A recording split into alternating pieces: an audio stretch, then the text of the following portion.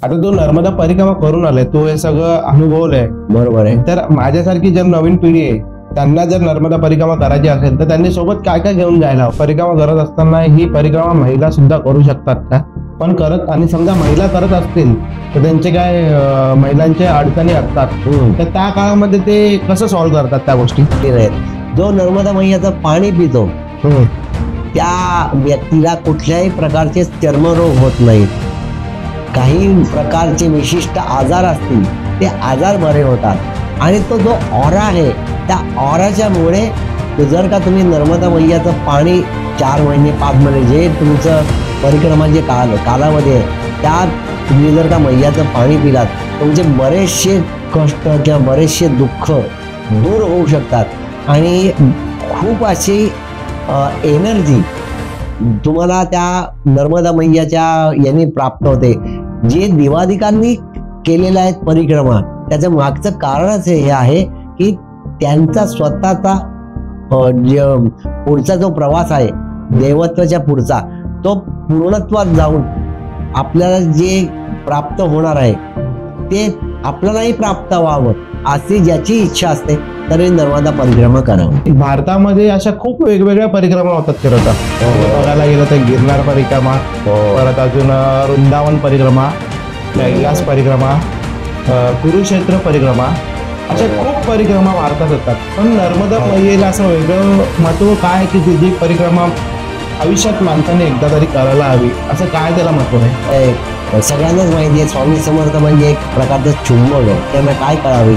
तर त्यांनी मला असं वाटलं की लोक 31 डिसेंबरला वेगळ्या वेगळ्या प्रकारे तो 31 डिसेंबर साजरा करतात. आपल्यालाही माहिती आहे आजकालचा 31 डिसेंबर कसा साजरा होतो.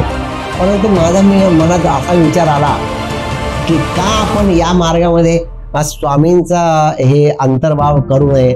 आपण जर का पायी चालत पदयात्रा करत स्वामींच्याकडे गेलो तर त्याचं एक आगळं वेगळं महत्व आणि आगळं वेगळं पुण्य म्हणा ते आपल्याला मिळू शकतं.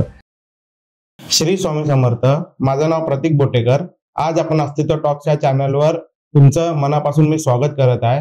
तुम्ही दिलेल्या प्रेमाबद्दल मी आणि माझी टीम तुमचे मी आभार व्यक्त करतो. खरं तर तुमच्या म्हणण्याप्रमाणे आज आपण नर्मदा मैया हा टॉपिक घेऊन आलोय आणि नर्मदा मैयेवर बोलावं तेवढं आयुष्य खरं तर कमी पडेल. नर्मदा मैयेवर म्हणजे खरं बघायला गेलं तर ही 5 कोटी लोकांना पाणी पुरवते. नर्मदा मैया ही भारतातील सर्वात मोठी नदी आहे आणि 5व्या नंबरवर येते.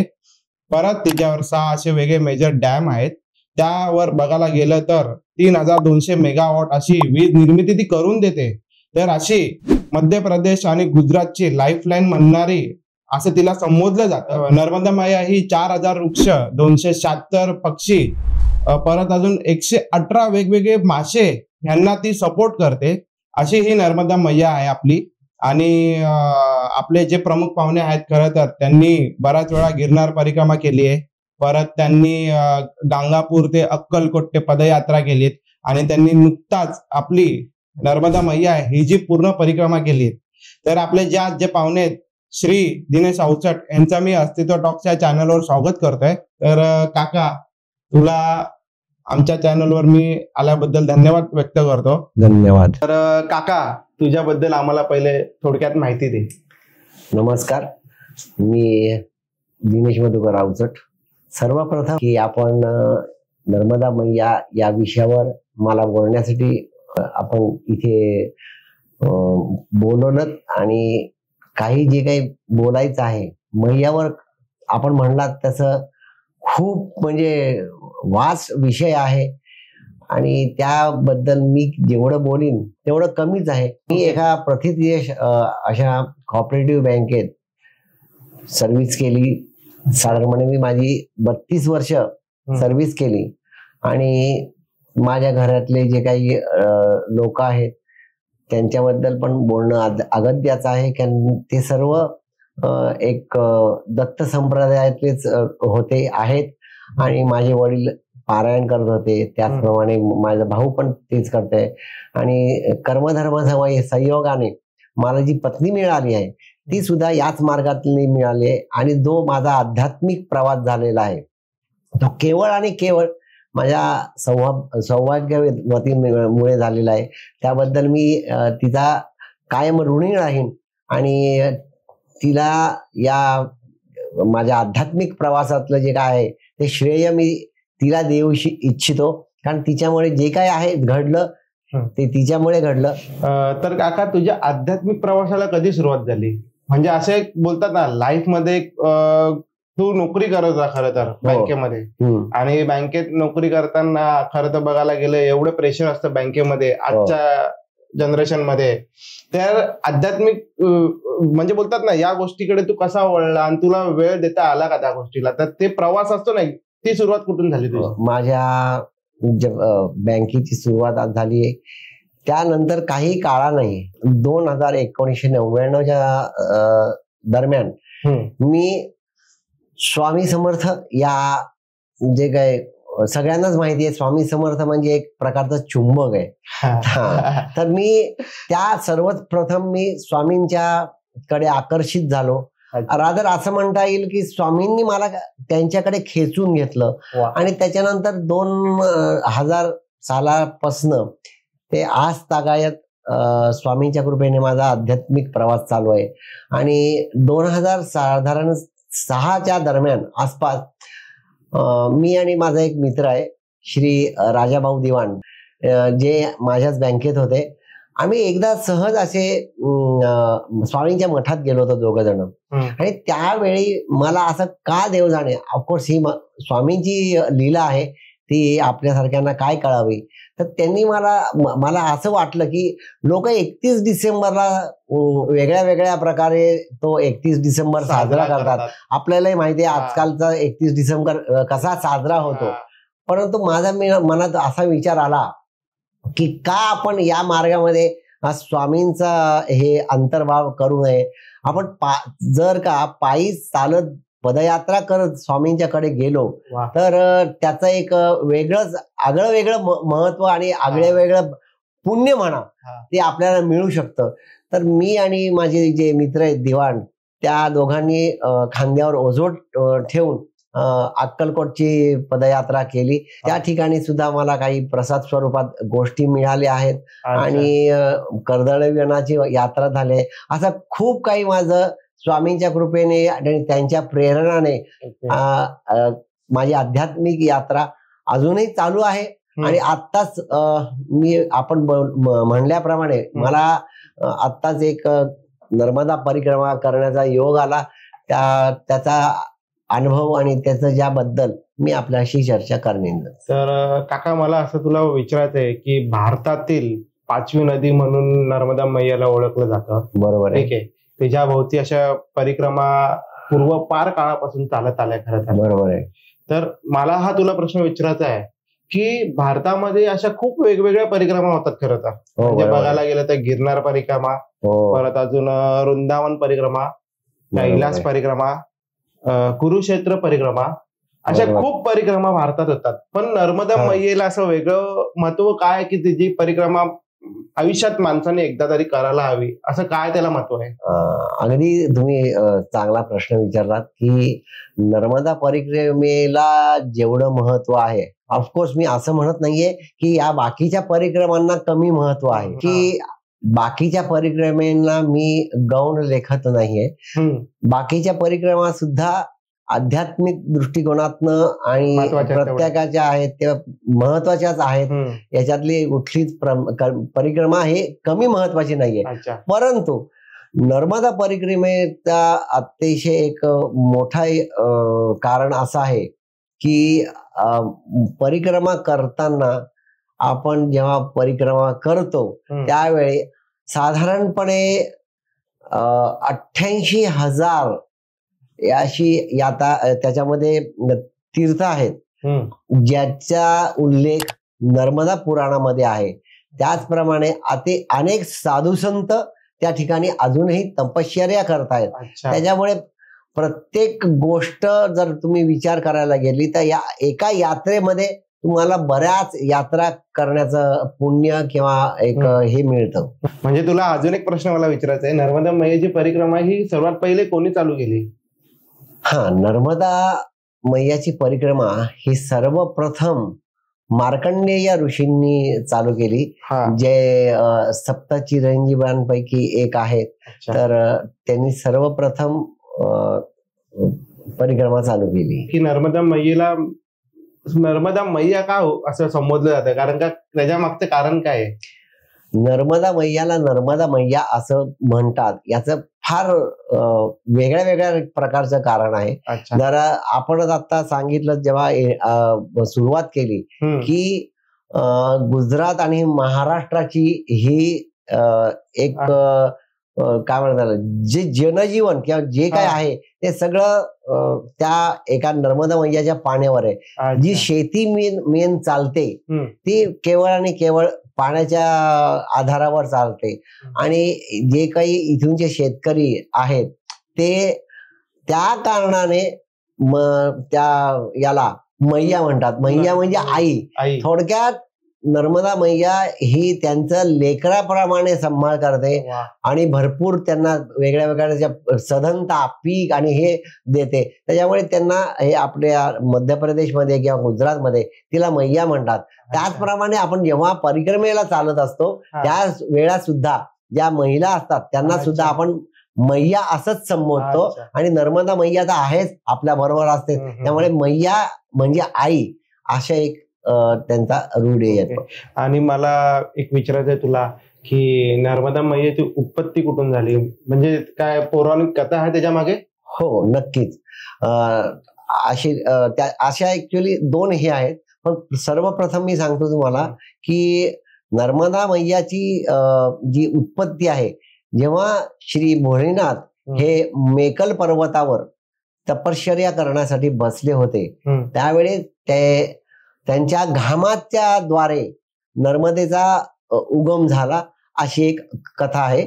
आणि साधारणपणे त्याच याच्यात शंकराची मुलगी या शंकराची लेक असं तिला संबोधलं जातं. अच्छा. आणि जेव्हा आपण नर्मदा परिक्रमेला सुरुवात करतो तर त्याचे काय नियम आहेत का, म्हणजे ही नर्मदा मैया इथूनच सुरुवात केली पाहिजे का, त्याचा काय मार्ग वगैरे का असं काय आहे का? हो, नक्कीच. नर्मदा मैया सुरुवात आपण कुठूनही करू शकता. काही लोक ओंकारेश्वर पासून करतात, काही लोक अमरकंटक पासून करतात, काही लोक नेमावर पासून करतात. नेमावर हे मैयाचं नाभिस्थान आहे. त्यामुळे असे प्रत्येक ठिकाणी, थोडक्यात काय, ज्या ठिकाणी मैया वाहते त्या ठिकाणावरनं तुम्ही तुमची परिक्रमा उचलू शकता. आता याच्यामध्ये परिक्रमेमध्ये जेव्हा प्रश्न विचारतात की आपने कहाँ से परिक्रमा उठाई, तर आता मी ओंकारेश्वर मधनं घेतली, त्याच्यामुळे मैंने ओंकारेश्वर से परिक्रमा उठाई असा एक म्हणायचा प्रघात आहे. त्याच्यामुळे तुम्ही परिक्रमा कुठूनही उचलू शकता जिथून नर्मदा प्रवाहित होते. म्हणजे उठाई म्हणजे जिथून सुरुवात केली असं त्या ठिकाणी. बरोबर. म्हणजे ते परिक्रमा बोलतात, ते परिक्रमेमध्ये असंच म्हणतात की कहा से उठाई बाबाजी परिक्रमा. तर त्याचा एकच नियम आहे की जिथून उचलली तिथून रिटर्न त्याच जागेवर फिरून तुम्हाला यायचं. आता हे तू बोललास की नर्मदा मैया म्हणजे असं बोलतात की जिथून उचलली तिथं रिटर्न आणली पाहिजे, बरोबर? पण मला एक विचारायचं आहे तुला की नर्मदा मैयाची परिक्रमा पूर्ण झाली हे केव्हा मानलं जातं? त्याच्या मागे काय नियम वगैरे काय आहेत किंवा काय शास्त्र आहेत त्याच्या मागे? नाही. आता ज्यावेळी तुम्ही नर्मदा परिक्रमा उचलता तर ज्या ठिकाणावर तुम्ही परिक्रमा उचलता, म्हणजे थोडक्यात मी ओंकारेश्वरनं उचलली तर ओंकारेश्वरनं परत ओंकारेश्वरला मी ज्या ठिकाणी येईन आणि माझ्याकडचं जे जल आहे की ते ओंकारेश्वरवर अर्पण करेन त्या आणि संकल्पपूर्ती करेन, त्यावेळी माझी परिक्रमा पूर्ण झाली असं मानलं जातं. तर मला तुला अजून एक असं विचारायचंय की नर्मदा परिक्रमा साधारण किती किलोमीटरची आहे आणि नर्मदा परिक्रमा करायला साधारण किती दिवस लागतात? नर्मदा परिक्रमा काही लोकांची वेगळे वेगळे एक प्रवाह आहेत, पण एक तसं आपण हिशोब करायला गेलं तर साधारणपणे 1300 किलोमीटर एका तटाचे, म्हणजे दक्षिण तटाचे 1300 किलोमीटर आणि उत्तर तटाचे 1300 किलोमीटर, हे साधारणपणे 2600-2700 किलोमीटर होतात. परंतु आता जो डॅम बांधलेला आहे हा. त्याच्यामुळे थोडस अंतर एक जास्त होतं. अगदी नाही म्हणलं तरी एक 100-200 किलोमीटरच्या आसपास अंतर वाढतं त्याच्यात. अच्छा. त्याच्यामुळे 2800-2900 पर्यंत असं एक हे होतं, काय अंतर होतं. हा. आणि त्यातनं तुम्ही मंडलावरनं घेतलात तर त्याचं ते अंतर जास्त होतं. कारण काय आहे, तो सर्व मार्ग हा अतिशय खडतर आहे आणि डोंगरातनं आणि आपल्या नदीच्या किनाऱ्यावरनं असल्या कारणाने ते अंतर जरा जास्त होतं. कारण जशी नर्मदा मैया वळते त्या हिशोबाने तो रस्ता वळतो, त्याच्यामुळे ते अंतर जरा थोडस जास्त होतं. तू जे बोलतोय 2600 किलोमीटर म्हणजे बरोबर ना? 2800 ते 2900 अंदाजे. एका बाजूनी 1300 1300 आणि दुसऱ्या बाजूने तेवढंच एक 2700 आणि डॅम झाला. त्याच्यामुळे एक हा प्रवास म्हणजे खूप कठीण प्रवास असं नाही वाटत तुला की एका बाजूने 1350 किलोमीटर परत युटर्न मारून 1350 किलोमीटर? अगदी अगदी एवढं खूपच कठीण प्रवास आहे आणि खडतर म्हणलं तर योग्य आहे. शेवटी ऑफकोर्स ते आफ्टर ऑल एक तुम्ही एक नर्मदा परिक्रमा करता हे एक प्रकारचं तप असतं. बरोबर. पहिली गोष्ट तुम्ही जेव्हा म्हणून मला असं वाटतं की त्याला तपोभूमी ही तपोभूमी तर आहेच आहे, पण तुम्ही जे परिक्रमा करता तेच मुळात एक प्रकारचं तप आहे. कारण तुम्ही जेव्हा घरातनं बाहेर पडता आणि परिक्रमेला सुरुवात करता त्यावेळी तुम्ही खऱ्या अर्थाने संन्यासी किंवा संन्यास घेतलेला या टाईपचा असतो आणि तुमचं ध्येय एकच असतं की नर्मदा परिक्रमा आपल्याला पूर्ण करायची आहे. आणि त्याच्यामध्ये तुम्हाला असंख्य अडचणी येतात, पण शेवटी नर्मदा मैया आहे. मैया म्हणूनच म्हणतात. तुम्हाला आता प्रत्येक वारंवार मला आलेला आहे, कारण तुम्हाला कुठल्याही गोष्टीची कमतरता पडणार नाही. त्या गोष्टीची काळजी मैया घेते. नर्मदा परिक्रमा आपण जेव्हा स्टार्ट करतो त्याची अशी काय म्हणजे कालावधी आहे की कधीही चालू करू शकतो असं काय? नाही. नर्मदा परिक्रमा सुरू करण्यासाठी एक निश्चितच एक कालावधी आहे. तो कालावधी म्हणजे साधारणपणे तुमच्या दिवाळीच्या आसपास जी पौर्णिमा असते, त्रिपुरारी पौर्णिमा, ती चालू झाल्यानंतर किंवा ती सुरुवात झाल्यानंतर की तुम्ही ती परिक्रमा सुरू करू शकता. पण जे संन्यासी लोक असतात त्या संन्यासी लोकांच्यासाठी एक वेगळा दिवस आहे. तो साधारणपणे दसऱ्याच्या आसपास जे संन्यासी आहेत ते चालू करतात. म्हणजे त्या चातुर्मास समाप्ती होते. तर ज्यावेळी संन्यासी लोकांची चातुर्मास समाप्ती होते त्याच्यानंतर संन्यासी लोक दसऱ्याच्या आसपास ती चालू करू शकतात. आणि आपल्यासारख्या संसारिक माणसांसाठी साधारणपणे एक मी आता सांगितलं त्याप्रमाणे पौर्णिमेला आपण ती चालू करू शकतो. ओके.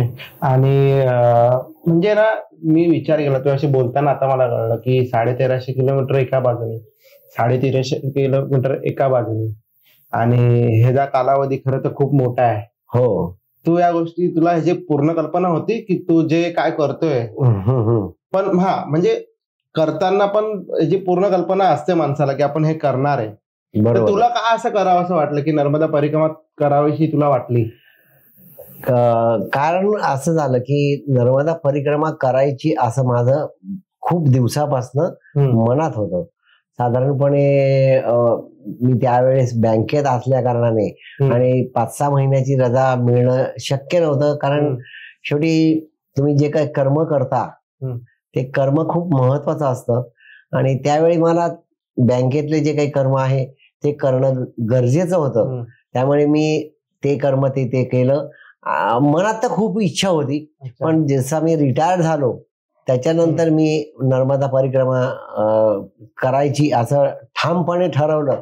आणि साधारणपणे त्या कालावधीमध्ये 2024ला 2013 नोव्हेंबर 2024ला माझी परिक्रमा सुरुवात झाली ओंकारेश्वर पासून. आणि साधारणपणे 12 मार्चच्या आसपास, 12 एप्रिलच्या आसपास माझी परिक्रमा परिपूर्ण झाली. मला तुला अजून एक प्रश्न विचारायचा आहे की भारतामध्ये अशा खूप नद्या आहेत, खरं तर प्रचंड नद्या आहेत, ठीक आहे. तर गंगेमध्ये स्नान केलं तर 3 वेळा स्नान केल्यावर असं म्हणतात की पाप धुतली जातात, बरोबर? बरोबर. अजून एक नदी यमुना, त्याच्यामध्ये 7 वेळा स्नान केल्यावर बोलतात की पाप धुतली जातात. पण नर्मदा मैया ही अशी वेगळीच आहे की त्याच्यावर काठावर बसून फक्त तिचं दर्शन सुद्धा घेतलं तर पापशालन व्यक्ती मुक्त होते असं बोलतात. तर त्याच्या मागे अशी काय कारण आहेत? त्याच्या मागे असंख्य कारण आहेत. पहिली गोष्ट, नर्मदा मैया, मी आपल्याशी मगाशी बोललो त्याप्रमाणे त्या नर्मदाच्या मैयाच्या किनाऱ्यावर साधारणपणे 88,000 तीर्थक्षेत्र आहेत. प्रत्येक देवी देवतांनी त्या ठिकाणी नर्मदा मैयाच्या प्राप्तीसाठी आणि तिच्या आशीर्वादासाठी त्यांनी तपश्चर्या केलेली आहे. आणि दुसरी गोष्ट अशी आहे की साक्षात शंकराची जी मुलगी म्हणतात ती असल्या कारणाने तिला वेगळ्या वेगळ्या प्रकारचे वरदान आहेत. तर या 4-5 कारणामुळे नर्मदा मैयाच्या नुसत्या दर्शनाने सुद्धा पापक्षालन होतं आणि त्याच्या स्नानाने काय पुण्य मिळत असेल असा याचा विचार आपणच करा, किती अद्भुत पुण्य असेल. त्याच्यामुळे नर्मदा मैया ही सर्वश्रेष्ठ आहे असं मी मानतो. त्याचप्रमाणे नर्मदा मैया अजून एक वैशिष्ट्य आहे. रथसप्तमीच्या दिवशी, ज्या दिवशी नर्मदा जयंती असते, त्या दिवशी या गंगा जी नदी आहे ती स्वतः तिचं पाप धुण्यासाठी नर्मदा मैयामध्ये येते. त्याच्यामुळे त्या नर्मदा मैयाचं काय महत्व असेल याचा आपण विचारही करू शकत नाही. म्हणजे गंगेमध्ये लोक स्नान करायला जातात, ती स्वतःचं पाप धुण्यासाठी नर्मदामध्ये येते. अगदी बरोबर. मग ही गोष्ट वेगळी, खूपच म्हणजे बोलण्याच्या पलीकडे ही गोष्ट आहे. नक्कीच. मला अजून एक तुला विचारायचं आहे की आपण आता ही नर्मदा मैया आहे, हा एक काठ आहे आणि हा एक काठ आहे, बरोबर आहे? तर तू या दिशेने चालतोय, समजा या दिशेवरून तू या दिशेवर आला किंवा पाण्यामध्ये आला, नर्मदा मैयाच्या ह्याच्यात आला, मध्यभागी आला, तर ती असं चालतं का ओलांडलेली? नाही नाही नाही नाही नाही. याचं कारण असं आहे की ज्या वेळेला आपण नर्मदा मैयाचा परिक्रमेला सुरुवात करतो त्यावेळेला आपण काही वेगळे वेगळे प्रकारचे संकल्प करतो. त्याच्यामध्ये नर्मदा मैयाच्या मध्यभागी तुम्हाला म्हणजे ती क्रॉस करू शकत नाही, ओलांडू शकत नाही. कारण तुम्ही नर्मदा मैया ओलांडली तर याचा अर्थ तुमची नर्मदा परिक्रमा खंडित झाली. अच्छा, म्हणजे पूर्ण झाली असं होत नाही, ती खंडित होते. म्हणजे तुमची परिक्रमा पूर्ण करायची असेल तर ओंकारेश्वर पासून ओंकारेश्वरला तुम्हाला यायचंय. मध्ये जो रेवासागर म्हणून एक समुद्र आहे तो मग तुम्हाला क्रॉस करायला लागतो आणि मग दक्षिण तटावरनं तुम्हाला उत्तर तटावर यायला लागतं. असं त्याचा एक वेगळा मार्ग आहे. ओके.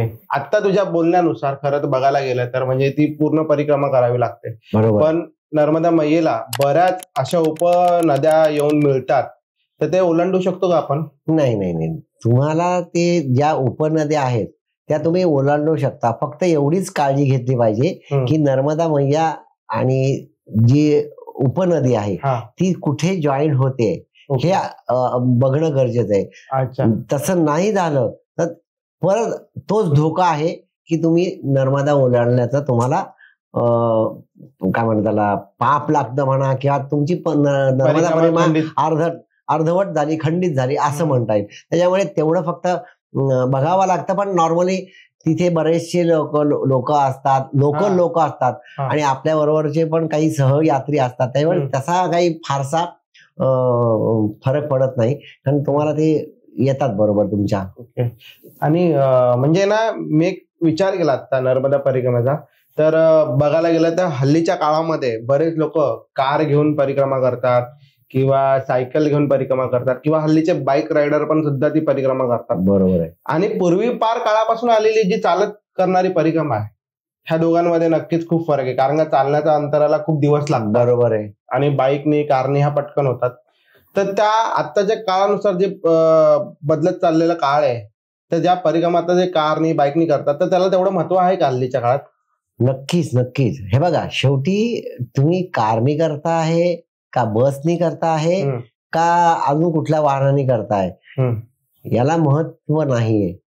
महत्व एका गोष्टीला आहे की ज्यावेळी तुम्ही नर्मदा परिक्रमा बसनी करता त्यावेळेस त्या ठिकाणचे किंवा नर्मदा मैयाच्या बाबतीतले जे नियम असतात की सकाळ संध्याकाळची आरती, कोणाशी अपशब्द न बोलणे, तुमच्या सतत नामस्मरण चालू असणे, अशा बऱ्याचशा गोष्टी आहेत ज्या आपण चालत असताना करतो. तर तुम्ही बसने जरी केलीत तरी तेवढंच पुण्य आहे आणि जेवढा तुम्ही कारनी, बसनी किंवा अजून कुठल्या वाहनाने केली तरी पुण्य तेवढंच आहे. फक्त एकच महत्वाचं आहे, तुम्ही कुठल्या प्रवृत्तीने आणि कुठल्या मार्गाने आणि कशी करता त्या गोष्टीला याच्यामध्ये खूप महत्व आहे. म्हणजे खरं तर तुझ्या म्हणण्याप्रमाणे कसेही करा तुम्ही, म्हणजे कारनी करा, बाईकनी करा, फक्त भावना तुमची खूप चांगली पाहिजे. जी भावना तुम्ही चालताना ठेवता, पायीच करताना ठेवता, तीच भावना तुमची कारनी किंवा बसनी करताना पाहिजे. तेवढाच तुमचा संकल्प तसा तुम्ही केला पाहिजे आणि तसं तुम्ही वागलं पाहिजे. हा महत्वाचा भाग आहे. परिक्रमा पूर्ण झाल्यावर ओंकारेश्वर आणि ममलेश्वर नावाचं एक ठिकाण आहे. तिथे असं म्हटलं जातं की शिवपिंडीवर जल चढवावं लागतं, त्याशिवाय तुझी परिक्रमा पूर्ण मानली जात नाही. त्याच्या मागची कारण काय आहेत? ज्या वेळेस तुम्ही परिक्रमा ओंकारेश्वरनं उचलता तर तुम्ही जे त्यावेळेस ओंकारेश्वरनं जे जल घेतलेलं असतं, थोडक्यात आपण त्याला मैया म्हणतो. ज्यावेळी तुम्ही ते तुमच्या बरोबर एका बाटलीत घेतलेलं असतं, ज्याची तुम्ही रोज पूजा अर्चा करता, तर ती जेव्हा तुमची परिक्रमा पूर्ण होते त्यावेळेस तुम्हाला ते जल ममलेश्वर आणि ओंकारेश्वर वर अर्पण करायला लागतं. आणि दुसरी गोष्ट अत्यंत महत्वाची आहे की जरी तुम्ही ओंकारेश्वर समजा परिक्रमा उचललं नाहीत, अमरकंटक वर्ण उचलली किंवा नेमावर वर्ण किंवा मी मगाशी सांगितलं तसं ज्या ठिकाणी मैया आहे त्या ठिकाणी वर्ण उचलली, तर त्या ठिकाणी जे शिवपिंडे आहे त्या शिवपिंडीवर तुम्हाला ते जल अर्पण करायला लागतं. नॉट नेसेसरी की तुम्हाला ओंकारेश्वरलाच येऊन ते करायला लागतं. आता लोकांचा असा प्रघात असाच झालेला आहे की ओंकारेश्वरला येऊन ते हे करायचं. नो डाऊट ओंकारेश्वर हे 12 ज्योतिर्लिंगांपैकी एक महत्वाचं ठिकाण आहे, पण याचा अर्थ असा नाही की तिथेच पूर्ण होते, नाही, असं नाही. ज्या ठिकाणावरनं तुम्ही परिक्रमा उचलता त्या ठिकाणी तुम्ही जल अर्पण करायचं आणि तुमची परिक्रमा त्यावेळी तुमची परिपूर्ण होते. ओके. म्हणजे आता हे परिक्रमा करत असताना तू तर म्हणजे तुझ्या माइंड मध्ये तू प्रिपेअर झालाच होता की ही परिक्रमा आपल्याला करायची साधारण, बरोबर आहे. ओके. पण ही परिक्रमा करत असताना साधारण किती खर्च येतो? आणि एक मला अशी गोष्ट विचारायची की परिक्रमा करत असताना माधुकरी मागावीच लागते का? अगदी बरोबर विचारलं. पण खरं सांगायचं म्हणलं तर परिक्रमा ही तुमची 0 रुपयात होते. अच्छा. त्याचं मागचं कारण असं आहे, ज्यावेळेस परिक्रमा आपण उचलतो त्यावेळेस तुमचा पूर्णपणे मैयावर विश्वास, श्रद्धा आणि भरोसा हवा. कारण पहिली गोष्ट, मैया तुम्हाला कधीही उपाशी झोपत नाही, बरोबर आहे. त्याच्यामुळे तुम्हाला जे अन्न किंवा जे काही लागतं ते तुम्हाला आपोआप मिळत जातं. फक्त प्रश्न येतो की तुम्हाला काही गोष्टी तुम्हाला तिथे द्यायच्या असतील, दान धर्म करायचा असेल, हा प्रत्येकाच्या ज्याचा त्याचा वेगळा विषय असतो. आणि दुसरा जो आपला प्रश्न आहे की भिक्षा मागायला लागते का? हो, नक्कीच भिक्षा मागायला लागते. त्याचं मागचं तुम्हाला कारण सांगतो. जर का तुम्ही तसं बघितलं तर ओंकारेश्वर पासून ओंकारेश्वर पर्यंत खूप म्हणजे खूप असे आश्रम आहेत किंवा वेगळे वेगळ्याचे सेवा देणारी लोक आहेत. पण काही वेळ अशी येते की तुम्हाला धड ना आश्रम मिळतो ना धड तिथे सेवा देणारे लोक मिळतात. अशा वेळी तुम्हाला अक्षरशः कुठल्या तरी घरात जाऊन भिक्षा मागायला लागते. ऑफकोर्स, नो डाऊट तुम्हाला ते अगदी व्यवस्थित तुमच्या बरोबर चांगला हे करतात आणि तुम्हाला जे काय हवंय, म्हणजे काय म्हणतात त्याला, जेवण म्हणा किंवा चहा म्हणा, हे सगळं देतात. एक माझ्या बाबतीतचा स्वतःचा मी अनुभव सांगतो तुम्हाला. मी साधारणपणे ओंकारेश्वर पासून साधारणपणे एक गुजरात स्टेट लागलं आणि गुजरात स्टेटच्या नंतर एक शूलपाणीचं जंगल आहे, जो आपल्या परिक्रमामधला अत्यंत महत्वाचा आणि अतिशय खडतर आणि कठीण असा तो टप्पा आहे. तर त्या ठिकाणी मी आणि माझ्या बरोबर एक जोडीदार होता, जो मला ओंकारेश्वरला मिळाला. ऍक्च्युली मी डोंबिवलीवर जेव्हा यात्रा चालू केली तेव्हा मी एकटाच होतो, पण मैया तुम्हाला कधीही एकट्याला सोडत नाही आणि ज्या वेळेला तुम्हाला एकटा ठेवायचं असतं त्यावेळेला ती सर तुमच्या बरोबर जो कोण असेल त्याला बाजूला काढते आणि तुमची यात्रा तशी ती पूर्ण करते. तर सांगायचं तात्पर्य असं की ना आश्रम ना सेवा देणारे, तर आम्ही एका आदिवासी घरामध्ये गेलो आणि त्या ठिकाणी आम्ही म्हणलं मैया कुछ खाने को मिलेगा क्या? तर ती मैया म्हणली अभी तो ठीक आहे, एक काम करो आप जरा थोडासा बाबाजी भेटो. की तिथे बाबाजी म्हणतात म्हणजे बाकीचे लोक. तर ती त्या महिलेने, त्या मैयानी तिच्या कडे पीठ नव्हतं त्यावेळी ती बाजूच्या घरात गेली.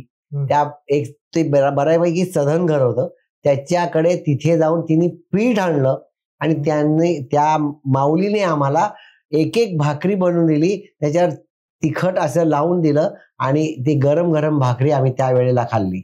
म्हणजे असं आहे की तुम्हाला एकदा नाही दोनदा नाही, जेव्हा जेव्हा मनात मैयाच्या येईल तेव्हा तुम्हाला भिक्षा मागणं अत्यंत गरजेचं असतं आणि ते भाग असतं तुमचा. त्याच्या मागचं कारण असं आहे की त्याच्या मागचा तुमचा अहंकार जो आलेला असतो, तो अहंकार तो मिटवायचा ही मैयाची इच्छा असते.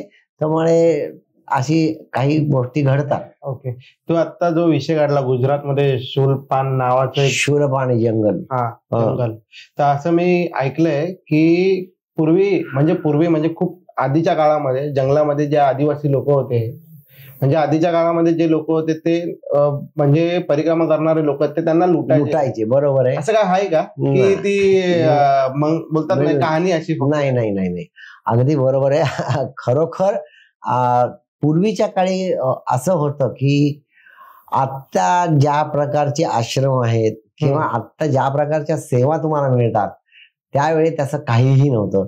अक्षरशः तुम्हाला एखाद्या घरात थांबवून किंवा तुम्हाला ते लोक सदावर्त द्यायचे. सदावर्त याचा अर्थ असा की ते तुमच्या त्यांच्याकडचे काय बटाटे म्हणा किंवा पीठ म्हणा असं द्यायचे. त्यावेळी तुम्ही तुमची चूल मांडायची आणि त्या चुलेवर तुमचं जे काय असेल तो स्वयंपाक करायचा. पण आता तशी परिस्थिती नाहीये. पण शूलपाणीच्या जंगलात जेव्हा तुम्ही जाता त्यावेळी त्यावेळेला त्या ठिकाणचे जे आदिवासी लोक आहेत तर त्यांना मामा म्हणतात, कारण नर्मदा मैयाचे ते मामा असं एक प्रघात आहे. तर ते नर्मदा मैयाचे ते मामा असं त्यांना म्हणतात. तर ते लोक तुम्हाला अक्षरशः तुमच्या अंगावरच्या वस्त्र फक्त ठेवायचे, बाकी सगळ्या गोष्टी तुमच्याकडच्या काढून घ्यायचे. आणि ऑफकोर्स त्याच्यानंतर तुम्ही पुढच्या गावात गेलात की त्या गावचे लोक जे आहेत ते तुम्हाला मग त्या गोष्टी काही गोष्टी परत द्यायचे. म्हणजे थोडक्यात काय अंगावरचं पांघरायचं म्हणा किंवा काय अशा गोष्टी तुम्हाला परत द्यायचे. पण हे त्यांना माहिती असायचं. पण आता सुद्धा कसं आहे माहितीये का, शूलपाणीच्या जंगलात ज्यावेळी आता आपण जातो त्यावेळी ते जे कोण मामा लोक आहेत त्या आता सरकारच्या माध्यमातून त्यांना बऱ्यापैकी सधनता आलेली आहे. आणि सांगायची अत्यंत महत्वाची आणि आनंदाची गोष्ट, आता हेच मामा लोक आपल्या परिक्रमावासी लोकांची सेवा करतात. असं म्हणतात की नर्मदा परिक्रमा करत असताना कन्यापूजन करावे लागते का? त्याच्या काय महत्व आहे का? खरं तर अगदी कन्यापूजन करायला लागतं. याच्या मागचं कारण असं आहे की नर्मदा मैया ही एक बालरूपात अशी समजली गेलेली आहे. आणि त्याच्या मागचं कारण असं आहे की त्या बालरूपामध्ये आपण एखाद्या कन्याला बोलवून तिच्याकडनं आपण तिला तिचे काय क्लिप म्हणा किंवा काय असं आपण देतो, तिचं व्यवस्थित आपण सागर संगीत पूजन करतो. आणि ऑफकोर्स हे सगळं मी पण केलं. आणि त्यामागचं कारण असं आहे की तिथूनचे जे आदिवासी आहेत किंवा ज्या मुली आहेत त्या मुलींना कुठल्या ना कुठल्या तरी रूपात मदत व्हावी अशी एक प्रत्येकाची इच्छा असते. आणि त्याप्रमाणे प्रत्येक जण आपल्या आपल्या कुवतीनुसार ते कन्यापूजन करतो. पण ते करणं गरजेचं आहे. ओके, पण आपल्या धर्मातच हे लिहिलंय दान धर्म करायला. बरोबर, अगदी. मग ते कोणाच्याही स्वरूपात असेल, अगदी बरोबर. येस, बरोबर, अगदी बरोबर आहे. असं म्हणतात की नर्मदा परिक्रमा 3 वर्ष 3 महिने आणि 13 दिवस लागतात. पण तुझी नर्मदा परिक्रमा 116 दिवसात कशी काय झाली? म्हणजे काय त्याच्या मागे? नाही, कसं असतं माहितीये का, नर्मदा परिक्रमा करण्यासाठी कुठलाही निश्चित असा कालावधी नाही. पण जर का तुम्हाला शास्त्रोक्त नर्मदा परिक्रमा करायची असेल तर शास्त्रोक्त नर्मदा परिक्रमा सर्वप्रथम श्री टेंबे स्वामी महाराजांनी केली. आणि टेंबे स्वामी महाराज हे दत्त संप्रदायातले अधिकारी पुरुष आणि असं म्हणतात की ते दत्त संप्रदायातल्या ते अंशावतार आहेत. तर त्या टेंबे स्वामी महाराजांनी एक परिक्रमा केली. ती परिक्रमा त्यांनी 3 वर्ष 3 महिने आणि 13 दिवसात केली. याला शास्त्रोक्त परिक्रमा असं त्याच्या पुढे गणलं गेलं. त्याच्यामुळे शास्त्रोक्त परिक्रमा करायची असेल तर ती त्यांनी केली त्या हिशोबाने. परंतु आजकालच्या या युगामध्ये प्रत्येकाला एवढा वेळ काढणं शक्य नाही. मग अशा वेळी एक ज्यांना 4 महिन्यात शक्य आहे किंवा ज्यांना 5 महिन्यात शक्य आहे किंवा ज्यांना 6 महिन्यात शक्य आहे अशा लोकांनी ती परिक्रमा त्यांच्या कोवळतीनुसार, कारण हे चालणं अंतर आहे हे भरपूर असल्या कारणाने ज्याला शारीरिक व्याधी आहेत किंवा काही अडचणी आहेत ते लोक त्या हिशोबाने त्यांची ती नर्मदा परिक्रमा पूर्ण करतात. ओके, आता अजून एक विचारायचं की नर्मदा परिक्रमा जेव्हा आपण चालू करतो हा मार्ग खूप मोठा आहे. बरोबर आहे. 116 दिवसाची तुझी परिक्रमा झाली आहे. बरोबर आहे. ठीक आहे. चालत असताना मध्येच कधी जंगल लागतं, ठीक आहे, कधी नदीच्या किनारी चालावं लागतं, बरोबर.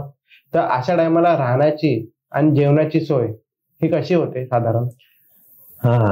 नर्मदा परिक्रमेमध्ये वैशिष्ट्य असं आहे, आज जे काही आमची लोक मी असू देत किंवा आता पण जे लोक नर्मदा परिक्रमा करत आहेत ते केवळ आणि केवळ हे जे संन्यासी लोकांनी आश्रम उघडलेले आहेत त्यांच्या जीवावर आणि त्यांच्या कृपेमुळे आमची परिक्रमा होऊ शकते.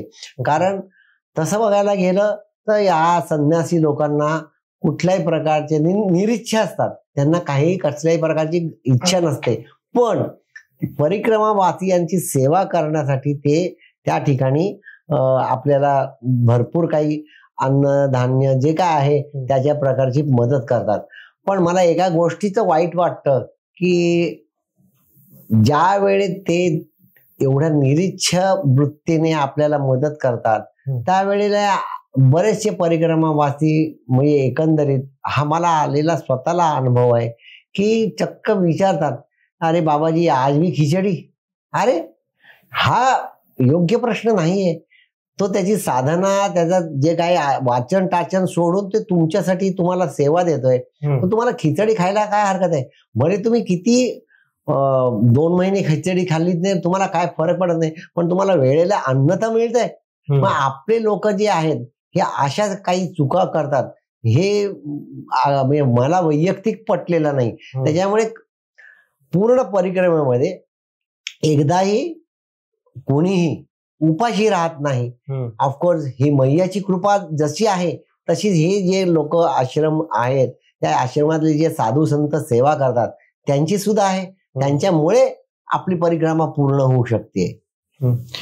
आता मला एक तुला विचारायचं म्हणजे आमच्यासारखी जी नवीन पिढी आहे, आता तू नर्मदा परिक्रमा करून आलाय, तू हे सगळं अनुभवलंय, बरोबर आहे. तर माझ्यासारखी जी नवीन पिढी आहे त्यांना जर नर्मदा परिक्रमा करायची असेल तर त्यांनी सोबत काय काय घेऊन जायला हवं? नर्मदा परिक्रमेच्यासाठी तसं बघायला गेलं तर फार कमी गोष्टी लागतात. एक काय म्हणतात त्याला, लुंगी आणि एक उपर्ण, आणि म्हणजे डोक्याला बांधण्यासाठी, कारण एंडला त्या ठिकाणी खूप ऊन असतं, आणि तुमचा सदरा, आणि स्त्रियांसाठी पांढरा वेश असा परिधान केला पाहिजे. आणि त्या गोष्टी फक्त 2 तुमच्या बरोबर लागतात. त्याचप्रमाणे तुमचे नित्यसाठी वाचन जे करतात त्याचं एखादं पुस्तक, किंवा जे तुम्ही पूजा करणार त्याच्यासाठी धूप, दीप, अगरबत्ती या गोष्टी लागतात. आणि तुमची जे काही औषधं असतील, औषधं मात्र कंपल्सरी तिथे घेऊन जायला लागतात.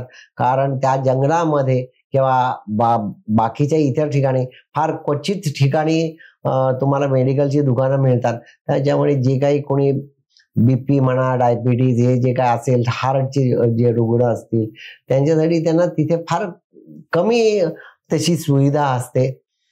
पण त्या गोष्टी सोडल्या, थंडी खूप वाटते, त्या थंडीचे प्रोटेक्शन करण्यासाठी कपडे लागतात.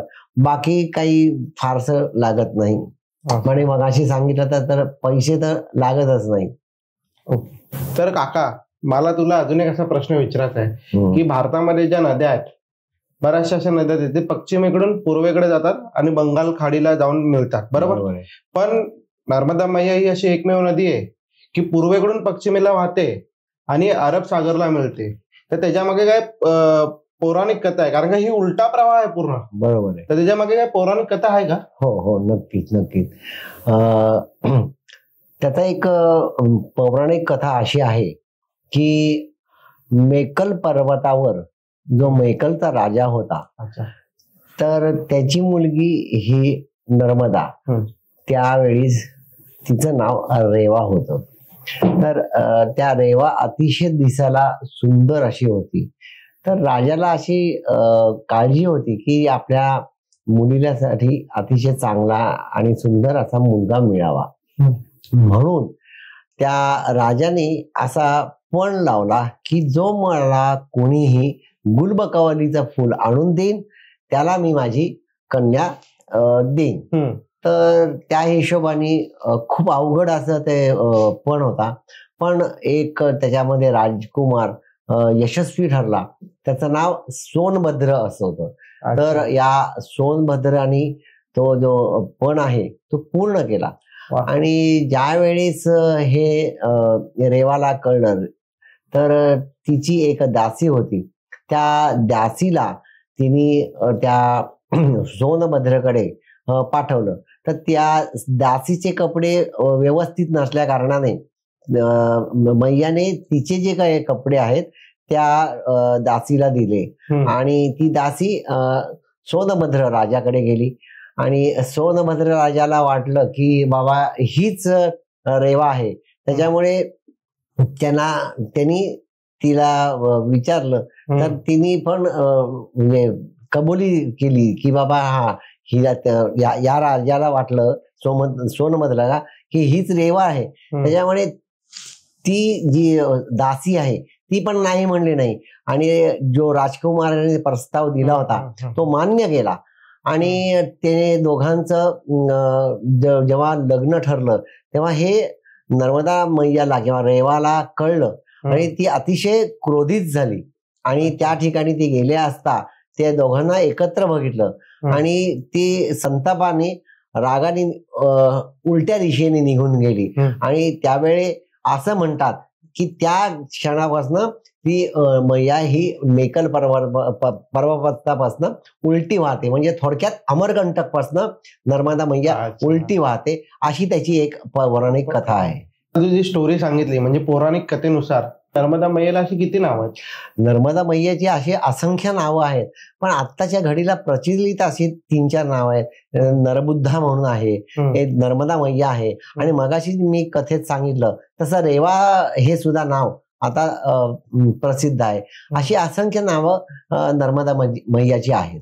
नर्मदा परिक्रमा करत असताना तू जेवढे दिवस नर्मदा परिक्रमा केली, कधी असं तुझ्या मनात एकदा तरी आलं का की आता हे बस झालं, म्हणजे 25 दिवस नर्मदा परिक्रमा केली तू, किंवा एक XYZ तू एक केली, म्हणजे 15 किंवा 20 दिवस 30 दिवस काय केली, तुला असं मनातून कधी वाटलं तर बस झालं, नको आता नर्मदा परिक्रमा करायला, आपण आपल्या घरी जाऊ म्हणून? अगदी अगदी म्हणजे असं एक फिलिंग येते, हे बस झालं आता. अगदी खरंच. म्हणजे तुम्हाला एक सांगू का, साधारणपणे 2.5-3 महिन्यापर्यंत असं वाटलं नाही किंवा की काय आपण परत जावं. पण जसं वेळ वाढत गेला तर आपण शेवटी संसारी माणसं आहोत, आणि किती केलं तरी तुम्हाला घरच्या आठवणी येतातच. अगदी मी भले सकाळ आणि संध्याकाळ 2च फोन करायचं, ते सुद्धा व्यवस्थित आहे हे सांगण्यासाठी. कारण आपण ज्या कारणासाठी आलो आहोत, आपण आलो आहोत साधना करायला किंवा नामस्मरण करण्यासाठी, जो मूळ उद्दिष्ट आहे आपलं. तर पण काही दिवसांनी, म्हणजे साधारणपणे 3-3.25 महिन्यांनी एक अशी वेळ येतेच, म्हणजे प्रत्येक परिक्रमावासी जो ज्यांनी केली आहे, अगदी एखादाच विरळा, पण असं वाटतं की बस आता कंटाळा आला, आता आपण परत जावं, असे विचार खरोखर यायला सुरुवात होते. आणि ती तुमची मानसिकता, जेव्हा तुम्ही परिक्रमा सुरू करता तेव्हा तुमची ती तेवढी मानसिकता सुद्धा असणं गरजेचं आहे. आणि नक्कीच माझ्या मनात तसा विचार आला होता. ओके, मला एक तुला विचारायचं की नर्मदा परिक्रमा करत असताना ही परिक्रमा महिला सुद्धा करू शकतात का? पण करत, आणि समजा महिला करत असतील तर त्यांचे काय महिलांचे अडचणी असतात, तर त्या काळामध्ये ते कसं सॉल्व्ह करतात त्या गोष्टी? हा, अगदी बरोबर तुम्ही प्रश्न विचारलात. कसं होतं माहितीये का, नॉर्मली महिलांना सुद्धा हे नर्मदा परिक्रमा करायला हरकत नाहीये. पण ज्यावेळी त्यांना त्यांची जी अडचण असते, मासिक धर्म असतो, त्यावेळी त्यांची जी काही सहकारी असतात, त्या सहकाऱ्यांच्याकडे त्यांना मैया सुपूर्द करायला लागते. सुपूर्द करायला लागते म्हणजे काय, ज्यावेळी आपण ओंकारेश्वर किंवा ज्या ठिकाणावरून आपण परिक्रमा उचलतो त्या ठिकाणाचं आपण पाणी घेतो, त्याला ज्यावेळी आपण पाणी घेतो त्याच्यानंतर आपण त्याला मैया असंच समजतो. तर ती मैया आपण दुसऱ्या कोणाच्या तरी हातात सुपूर्द करतो, जेणेकरून जी सकाळ संध्याकाळची आरती असते ती सागर संगीत त्या मैयाचे होते. आणि बहुतांशी मैया असंही करतात की त्या आश्रमात सांगून त्या ठिकाणी त्या 4-5 दिवस स्टे करू शकतात, आणि त्याप्रमाणे त्यांना तिथूनचे जे आश्रमवासी असतात ते त्यांना सर्वतोपरी जे हवी ती मदत सुद्धा करतात. असं म्हणतात की नर्मदा मैयाचा जेव्हा प्रवाह होतो तेव्हा त्याच्यामध्ये बरेच शिवलिंग सापडतात, आणि नर्मदा मैयामधले कण कण में शंकर असंही संबोधलं जातं, बरोबर ना? बरोबर. तर त्याच्यामधले जे शिवलिंग सापडतात तर त्याची प्राण प्रतिष्ठा करावी लागत नाही, असं का बरं? कारण ज्यावेळी नर्मदा मैया शंकराची पुत्री आहे हे आज मी तुम्हाला सांगितलं, तर शंकराने वरदान दिलेलं आहे मैयाला की तुझ्या याच्यामध्ये जी काही दगड, आता आपण दगड नाही म्हणू शकत, आता जी काही शिवलिंग तयार होतील त्या शिवलिंगाला कुठल्याही प्रकारच्या प्राण प्रतिष्ठा किंवा त्याचा बाकीच्या विधी करायची गरज नाही, आणि ते स्वयंभू असतात. त्याच्यामुळे त्या कुठल्याही शिवलिंगाला कसल्याच प्रकारचा अभिषेक वगैरे नंतर करायला लागत नाही, कारण ते स्वयंभू असतात. त्या कारणाने जे काही तिथे आपल्याला शिवलिंग मिळतात ते आपण घरी आणून त्याची विधिवत प्राण प्रतिष्ठा करायची गरज नाही. ते आपण नॉर्मल ज्या पूजा अर्चा करतो तिथे आपण त्यांना स्थान देऊ शकतो. पण बघायला गेलं तर ते शिवलिंग एवढे प्रॉपर असतात, हो, ते म्हणजे रहस्यमय आहे, ते उघडणारच नाही, ते रहस्यमयच आहे. बरोबर आहे. त्यालाच मी अजून एक मला असं विचारायचं आहे की महाप्रलयानंतर सुद्धा नर्मदा मैयाचं अस्तित्व कायम राहील असं वरदान कोणी दिले नक्की? हा, नर्मदा मैयाला तशी भगवान शंकराची पुत्री असल्या कारणाने असंख्य अशी भगवंतांनी शंकरांनी त्यांना वरदान दिलेले आहेत. पैकी एक वरदान आहे की तिला अमरत्वाचं एक वरदान दिलेलं आहे. जसे सप्त चिरंजीवी आहेत, त्यांना काही कालांतराने कलियुग झाल्यावर ऑफकोर्स ते अनंतात विलीन होतील, परंतु तसं मैयाच्या बाबतीत होणार नाही. ती कायम आज जवळपास 14 कल्प वर्ष झाली, 14 कल्प अजूनही मैया आहे आणि याच्या पुढेही मैया राहणार आहे, कारण तिला तसं अमरत्वाचं वरदान भोलेनाथांनी दिलेलं आहे. वा. आणि मला तुला अजून एक विचारायचं की नर्मदा मैयाचे किनारे असे म्हणजे हे 14 कल्प तू म्हणतोय, हो, म्हणजे खूप जुनं, अगदी म्हणजे जुनं महत्व आहे ह्याला खूप. बरोबर, खूप. पण एवढे जुनं आहे की या किनारी संत महंतांचे खूप आश्रम आहे. त्यांना अशी काय भुरळ पडते की त्यांना आश्रम तिकडे बांधायची इच्छा होते? कारण माहितीये का, ज्या वेळेला मी तुम्हाला मगाशी सांगितलं की भोलेनाथांनी मैयाला अजून एक वरदान दिलेलं आहे की जो कोणी नर्मदा मैयाची पूजा अर्चना आणि त्याची भावभक्तीने पूजा करेल त्याला अखंड कल्याण होईल. त्याचप्रमाणे तिला असंही सांगितलेलं आहे की मगाशी सांगितल्याप्रमाणे 88,000 तिथे तीर्थक्षेत्र आहेत. तर ज्यावेळेला भगवंतानी मैयाला वर दिला की जेव्हा तपश्चर्या केली तेव्हा मैयाला वर दिला की तुला काय हवंय माग, तेव्हा मैयाने असं वरदान मागितलं की तुम्ही तुमच्या पंचतत्वांसकट माझ्यामध्ये विलीन व्हा. त्याच्यामुळे आणि गंगेला वरदान मिळालेलं आहे की गंगेने सांगितलंय की मला तुमच्या मस्तकावर जागा द्या, आणि मैयाने सांगितलंय की तुम्ही तुमच्या सर्व पंचतत्वांसकट माझ्यामध्ये समाविष्ट व्हा. आणि त्या कारणाने तिचे जे तिथूनचा जो ऑरा आहे त्या ऑऱ्याला कसा आहे माहिती आहे का, प्रत्यक्ष ते गेल्याशिवाय कळणार नाही, पण तो ऑरा अतिशय समर्थ असा ऑरा आहे. आणि त्या कारणाने जे काय संत महंत आज वर्षानुवर्ष तिथे आश्रम उघडलाय, त्याच कारणाने की जसं आता मला ज्यावेळी मी परिक्रमेत असताना आपल्याला माहिती असं असेल, सियाराम बाबा अतिशय श्रेष्ठ असे भक्त होते. ते प्रति हनुमंताचं प्रतीक असं म्हणायचे. ऊन असो, पाऊस असो, वारा असो, ते कायम लंगोटावर राहायचे. आणि अजून त्यांच्याबद्दल बोलण्यासारखं भरपूर आहे. मला त्यांचं दर्शन झालं आणि असं म्हणतात की ते कैक वर्षापासून त्या ठिकाणी राहायला होते आणि प्रत्येकाचं त्यांनी भलं केलेलं आहे. की नर्मदा परिक्रमा करण्यामागे आध्यात्मिक काय गोष्टी आहे किंवा काही रिझन आहेत का? अगदी नक्की. पहिली गोष्ट, तिथे असंख्य असे तीर्थक्षेत्र आहेत हे मी तुम्हाला बोललो. त्याचप्रमाणे नर्मदा मैया जो वरदान मिळाले की पंचतत्व नर्मदा मैयामध्ये विलीन आहेत. जो नर्मदा मैयाचं पाणी पितो त्या व्यक्तीला कुठल्याही प्रकारचे चर्मरोग होत नाहीत. काही प्रकारचे विशिष्ट आजार असतील ते आजार बरे होतात. आणि तो जो ऑरा आहे त्या ऑराच्या मुळे जर का तुम्ही नर्मदा मैयाचं पाणी 4 महिने 5 महिने जे तुमचं परिक्रमाचे कालावधी आहे त्यात तुम्ही जर का मैयाचं पाणी पिलात, तुमचे बरेचसे कष्ट किंवा बरेचसे दुःख दूर होऊ शकतात. आणि खूप अशी एनर्जी तुम्हाला त्या नर्मदा मैयाच्या यांनी प्राप्त होते.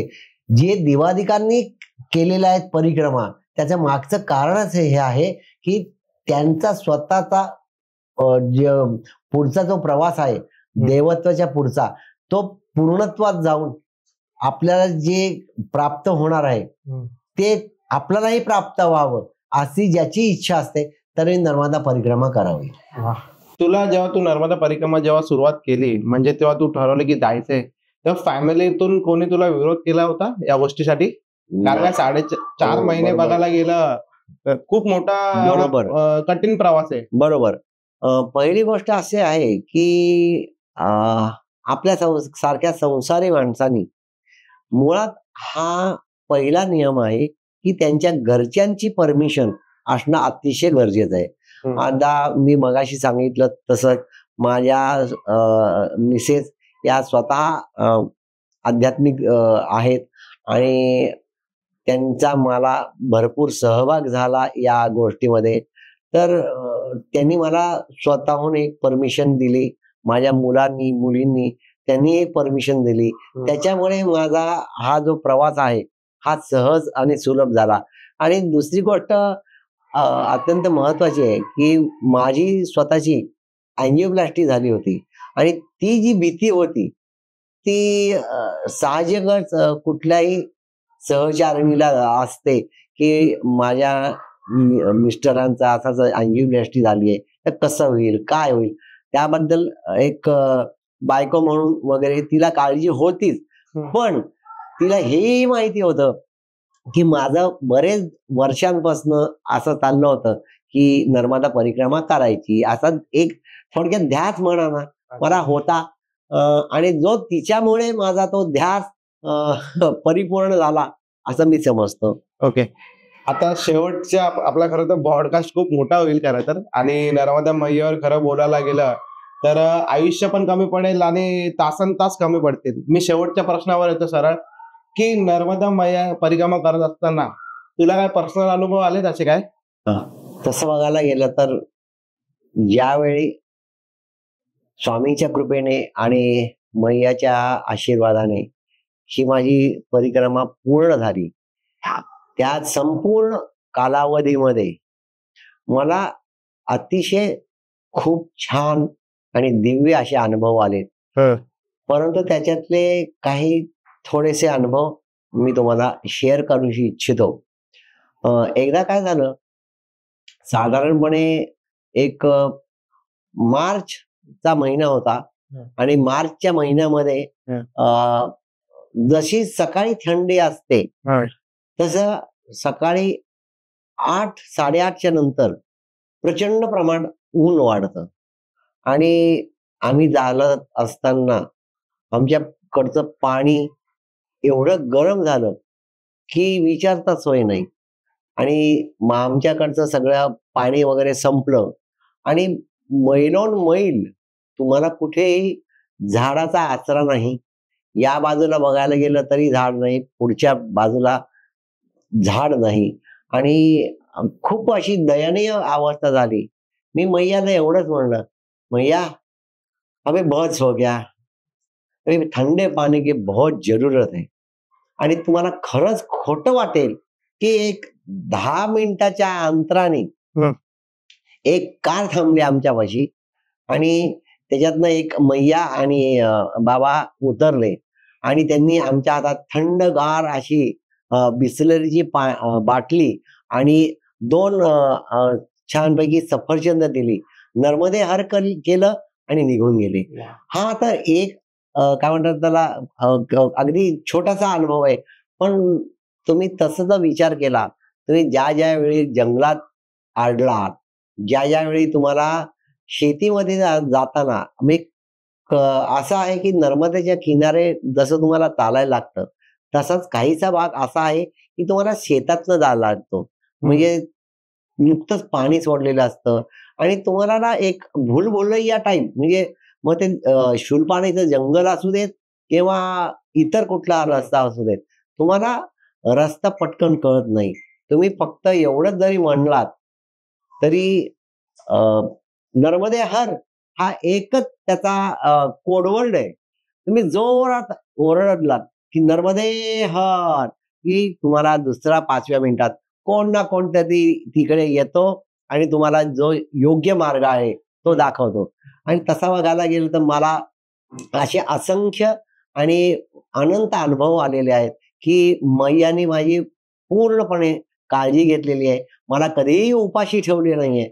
आणि प्रत्येक ठिकाणी ओंकारेश्वर जेव्हा मला परिक्रमा माझी पूर्ण होत होती तर तिथे जाताना एक छोटस जंगल आहे, त्या जंगलात जाताना मी सरळ जात होतो. ऍक्च्युली जर मी सरळ गेलो असतो तर मला ओंकारेश्वरला पोहोचायला कमीत कमी 3 किलोमीटर जास्त एक्सेस लागले असते. अच्छा. पण तुम्हाला खोटं वाटेल, एक बाईकवाला त्या ठिकाणी थांबला होता आणि मी जसा सरळ जायला लागलो तसं त्यांनी मला तिथून आवाज दिला, नर्मदे हर बाबाजी, उधर नहीं जाने का, इधर से आ जाओ, इधर से आ जाओ.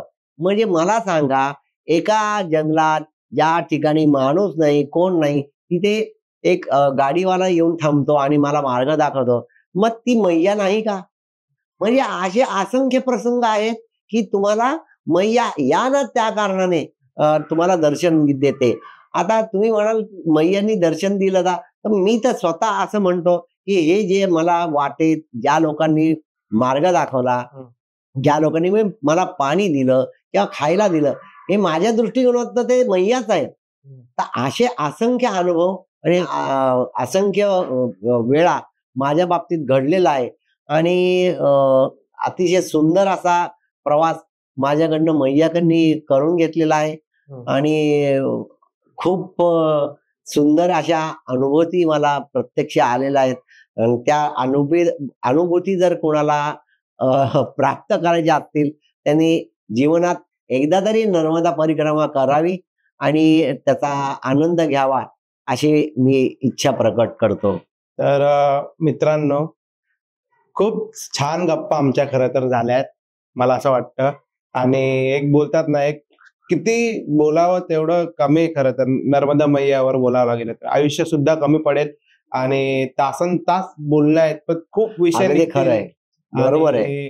त्यामुळे मी आमच्या चॅनलवर श्री दिनेश अवचट आल्यामुळे त्यांचं मी काय बोलतात त्याला, त्यांनी नर्मदा मैयाचे जे त्यांनी अनुभव सांगितले, त्यांच्या नर्मदा मैया परिक्रमा करत असताना त्याचे महत्व सांगितले, मला खूप भारी वाटलं आणि मी त्यांचे आभार मानतो खरं तर. आणि त्यांच्या आध्यात्मिक पुढच्या वाटचालासाठी मी त्यांना खूप खूप अशा शुभेच्छा देतो. आणि आज आपण खूप नर्मदा मैयावर खूप गप्पा मारल्या, त्याचे महत्व सुद्धा आपल्याला कळले आणि त्याचं म्हणजे बघायला गेलं तर नर्मदा मैयावर बोलायला खूप काही आहे. तर मला एक शेवटचं काकाला विचारायचंय, काका तुला आमच्या अस्तित्व टॉक्सच्या चॅनलवर येऊन कसं वाटलं? अतिशय सुरेख आणि चांगला हा अनुभव होता आणि जे काही तुम्ही करताहेत, तुमची अस्तित्वचे टॉकची टीम आहे, त्या टीमला माझ्यातर्फे खूप खूप शुभेच्छा. आणि अजून एक विनंती आहे, जसा आपण मागच्या पॉडकास्टला प्रतिसाद दिला तसाच प्रतिसाद तुम्ही याला द्याल आणि अस्तित्व टॉक हे चॅनल तुम्ही सबस्क्राईब करून त्याचा शेअर करून सबस्क्राईब कराल अशी मी तुमच्या चरणी प्रार्थना करतो. नर्मदे हर, नर्मदे हर, नर्मदे हर. तर प्रेक्षकांनो, आजचा आपला हा पॉडकास्ट खूप सुंदर झालाय. मला तर खूप भारी वाटलं नर्मदा मैयावर बोलून आणि असेच खूप खूप छान विषय आपण घेऊन येणार आहोत खरं तर. आणि तुम्ही आमच्या अस्तित्व टॉकच्या चॅनलला लाईक, शेअर आणि सबस्क्राईब करा. आणि मागच्या ज्या पॉडकास्टवर जेवढं तुम्ही प्रेम दिलं आमच्या या कंटेंटवर, स्वामींचा जो आम्ही विषय घेतला होता, त्याचप्रमाणे नर्मदा मैयेवर तुम्ही आमचे लाईक, शेअर आणि सबस्क्राईब करून, आणि तुम्हाला तुमचे अनुभव सर शेअर करायचे असतील ते सुद्धा तुम्ही कमेंटमध्ये टाका. तुम्हाला जर नर्मदा मैयेवर काय असं वाटलं की हे बोलायचं राहिलंय तर ते सुद्धा तुम्ही कमेंटमध्ये टाका. आम्ही तो पुढचा टॉपिक परत दुसऱ्या भागमध्ये कव्हर करू. तर इथेच मी थांबतो. नर्मदे हर, नर्मदे हर, नर्मदे हर.